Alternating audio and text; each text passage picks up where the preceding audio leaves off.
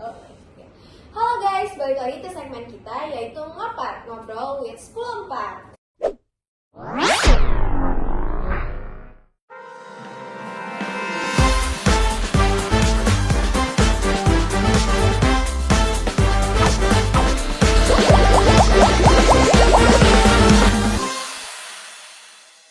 Kenalin, aku Askalia. Aku Aulia. Jadi aku sama Aul nggak berdua doang nih. Kita mau bicarain sesuatu yang kayaknya menarik banget buat Benar dibahas. banget.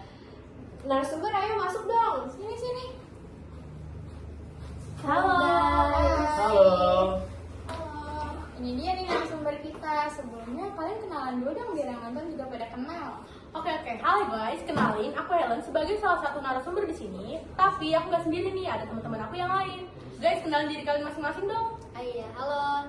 Nama aku Zrita dan aku dari salah satu dari narasumber di sini.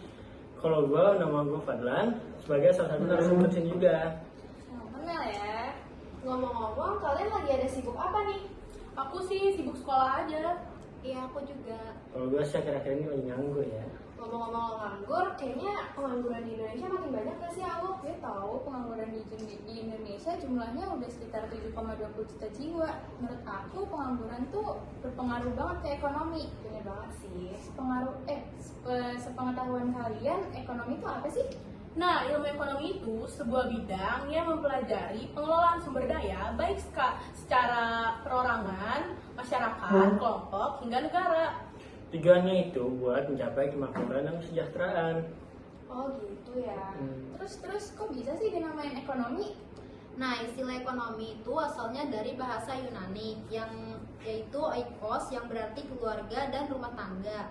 Lalu nomos yang berarti peraturan, aturan, dan hukum. Di balik pengertian ekonomi sama filosofi ekonomi yang sekeren itu, pasti ada ahli-ahli ekonomi nggak sih di baliknya? Ahli ekonomi itu ada 3, yaitu Adam Smith, Alfred Marshall, Paul Samuelson. Alfred ahli ekonomi asal Inggris, sedangkan Paul ahli ekonomi asal Amerika Serikat. Banyak ya ternyata, berhubung mereka banyak orang, pasti pendapatnya juga beda-beda dong. Aku mau tahu deh pengertian ekonomi dari masing-masing ahli ekonomi itu. Oke, ilmu ekonomi menurut Adam Smith itu ilmu sistematis yang mempelajari tingkah laku manusia dalam mengalokasikan sumber daya yang terbatas dan tujuannya untuk mencapai sebuah tujuan tertentu lah. Kalau menurut Alfred Marshall, ilmu ekonomi itu ilmu tentang usaha individu terkait pekerjaan dalam kehidupan dan membahas tentang bagaimana manusia meraih pendapatan sekaligus menggunakannya. Kalau Paul ini agak beda dia. Ilmu ekonomi itu suatu studi tentang perilaku orang dan masyarakat dalam memilih cara untuk menggunakan sumber daya langka dan memiliki beberapa alternatif penggunaan. Oh, aku jadi tahu lebih banyak nih. Iya, ternyata pemikiran mereka tuh beda-beda ya. Boleh nggak ceritain salah satu biografi ahli ekonomi itu? Nah, ahli ekonomi utama yang akan kita ceritain itu Adam Smith. Adam Smith juga sebagai bapak ekonomi modern loh guys. Beliau lahir tanggal 5 Juni tahun 1723. Dan dia tuh berperan sebagai penting dalam mengembangkan teori ekonomi dunia loh. Teori Smith yang dikenal luas seluruh dunia adalah laissez-faire. Laissez-faire itu ngebahas tentang perkumpulan di abad 18 Eropa. Smith juga dipercaya banget sama perkumpulan negara atas haknya untuk mempengaruhi kemajuan ekonomi dengan bebas. Oh iya, setahu aku Adam Smith itu juga anak tunggal loh. Dan uniknya, nama ayahnya Adam Smith itu sama persis dengan beliau, Adam Smith. Oh beda banget ya, keren banget. Iya. Nah, ngomong soal pekerjaan ada ayahnya Adam Smith. Nah, ayahnya Adam Smith itu bekerja sebagai petugas bea cukai dan juga sebagai seorang pengacara. Tapi sayangnya nih ya, ayahnya Adam Smith itu meninggal nggak lama setelah Adam Smith lahir. Nama ibunya Adam Smith itu Margaret Douglas sebagai anak dari pemilik tanah tempat. Sayang banget ya ayahnya Adam Smith udah meninggal padahal anaknya sekeren itu. Aku jadi kepo deh, kenapa sih Adam Smith bisa sepinter itu? Karena Adam Smith itu pas umur 14 tahun, dia udah menempuh pendidikan tinggi di Universitas Glasgow. Di sana beliau belajar banyak dari Francis Hutchinson. Francis Hutchinson merupakan seorang profesor filsafat moral terkenal yang pandangan dan filosofinya membentuk pemikiran seorang Smith. Eh, Sekembalinya dari Skotlandia, Smith dapat kesempatan kuliah umum di Universitas Edinburgh. Buat dapat gelar profesor di Universitas Glasgow pada tahun 1751. Akhirnya Smith dapat posisi sebagai ketua filsafat moral. Wih, keren banget ya ternyata ada Iya, Smith. bener banget. Aku jadi tahu lebih banyak tentang ekonomi dan aku juga dapat ilmu baru nih. Iya. Terus kayaknya pembicaraan kita sampai sini aja gak sih? Udah panjang banget kan? Bener banget. Takutnya pada bosen juga ya pada Iya, ngeliatin bener-bener. kita. Makasih ya cerita Aska, Helen, sama Fadlan. Terima kasih juga yang udah nonton. Selanjutnya bakal dijelasin lebih lanjut lagi sama teman kita yang lain. Dadah guys! Hai guys, kita mau lanjutin pembahasan yang tadi teman-teman kita udah bahas. Oh ya, sebelumnya perkenalkan nama aku Dita dan aku ada teman juga. Kenal dong, Syam.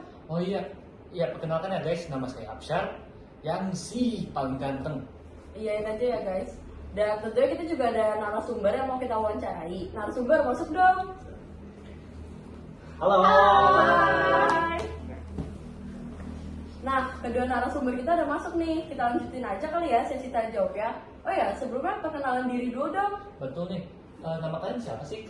Nah, halo teman-teman, kenalin nama aku Rindi, salah satu narasumber yang bakal ngelanjutin pembahasan dari Helen, Jelita, sama Fadlan. Tapi pastinya aku nggak sendiri dong. Nah, gua Hilal sebagai salah satu narasumber di sini juga. Halo Halo, Lydia. Lydia. Halo, Afsyam. Ya. Kita akan langsung lanjutin ke pembahasan sebelumnya ya. Oh iya, ekonomi itu ada beberapa bagian. Nah, bagian ekonomi itu ada apa aja sih? Nah, di ekonomi itu dibagi menjadi 3 bagian. Yang pertama ada yang namanya ekonomi deskriptif, yang kedua ada yang namanya ekonomi terapan, dan yang ketiga ada yang namanya teori ekonomi. Jelasin satu-satu dong biar kita lebih paham. Nah, salah satu jenis ekonomi itu ada ekonomi deskriptif loh. Ekonomi deskriptif itu yang pakai angka, grafik, atau kurva sebagai dasar untuk analisis fenomena apa sih yang ada di wilayah tertentu. Hasilnya tuh bakal kayak berupa data yang bisa kita pakai untuk tahu situasi atau kondisi di wilayah itu. Nah, yang kedua ada yang namanya ekonomi terapan, atau yang bisa kita sebut itu sih applied economics. Nah, jadi applied economics ini atau ekonomi terapan itu adalah ilmu ekonomi yang kita ambil atau dapat dari teori ekonomi dan ekonomi penelitian. Penelitian ekonomi. Oh begitu. Nah, baru tahu nih aku. Ya, lumayan lah nama ilmu. Oh, ya guys, aku baca artikel tentang ekonomi. Tapi aku masih kurang paham nih sama teorinya. Teori ekonomi itu apa sih? Nah, teori ekonomi itu ilmu ekonomi yang mempelajari secara teoritas dan konsep ilmu ekonomi sesuai dengan kondisi alokasi sumber daya yang langka. Upayanya itu untuk menambah dan meningkatkan kualitas hidupnya. Nah, jadi secara singkat sih teori ekonomi itu kita menganalisis data dari suatu akibat kebijakan pemerintah terhadap perekonomian. Nah, teori ekonomi ini juga bisa kita gunakan untuk mengupayakan, meningkatkan, atau memenuhi fasilitas kehidupan setiap masing-masing individu. Oh iya, kalau nggak salah ada cabang-cabang dari ekonomi ya. Kalau nggak salah ada berapa cabang ya? 8 cabang. Tolong jelasin satu-satu dong. Nah, yang pertama ada cabang ilmu ekonomi moneter. Ilmu ekonomi ini tuh yang bahas kebijakan moneter dalam suatu negara.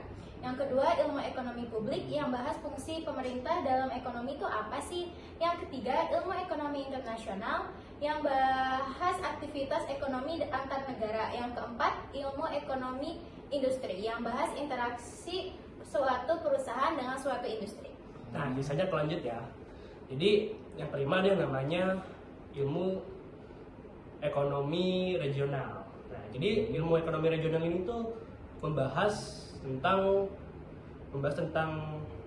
interaksi ekonomi antar wilayah. Nah, untuk yang keenam ada yang namanya ilmu ekonomi sumber daya manusia. Ilmu ekonomi sumber daya manusia ini membahas tentang faktor-faktor produksi tenaga kerja yang ada. Nah, untuk yang selanjutnya ada yang namanya ilmu ekonomi sumber daya alam atau istilah yang membahas tentang masalah dan bagaimana alokasi sumber daya alam secara optimal. Nah, yang terakhir, yang kedelapan nih, ada yang namanya ilmu ekonomi syariah. Ilmu ekonomi syariah ini adalah ilmu ekonomi yang ditetapkan sesuai syariat agama Islam. Oh begitu ya. Ya, jadi dia tahu nih apa aja dari itu cabang dari ilmu ekonomi. Sampai juga nih di pertanyaan terakhir, tujuan diciptakan ilmu ekonomi itu apa sih guys? Nah, tujuan diciptakan ilmu ekonomi salah satunya adalah untuk membuat kita tahu cara kerja ilmu ekonomi di masyarakat maupun di dunia luas. Nah, for information aja nih, ilmu ekonomi itu menjadi jantung dari segala pengambilan keputusan. Nah, dengan keluasan jangkauannya, ilmu ekonomi ini juga bisa ngelihat gimana sih individu, pengusaha, pemerintah, dan elemen lain buat ngambil keputusan untuk menggunakan sumber daya yang terbatas loh. Nah, betul banget. Selain itu, ilmu ekonomi ngasih tahu kerangka konseptual tentang cara menciptakan dunia yang lebih baik bagi orang yang mempelajarinya. Oh, paham nih jadinya. Udah aja dulu ya selesai di sini tanya jawabnya. Makasih ya Hilal dan ini. Oke, sama-sama. Nah, dari tadi kan kita udah banyak banget nih bahas apa itu ilmu ekonomi, siapa bapak ekonomi di dunia, cabang-cabang ekonomi, dan lain-lain. Kayaknya cukup ya pembahasan kita sampai sini. Terima kasih buat teman-teman yang udah sharing ilmu baru buat kita yang ada di sini. Segitu aja podcast dari kita. Thank you. Dah.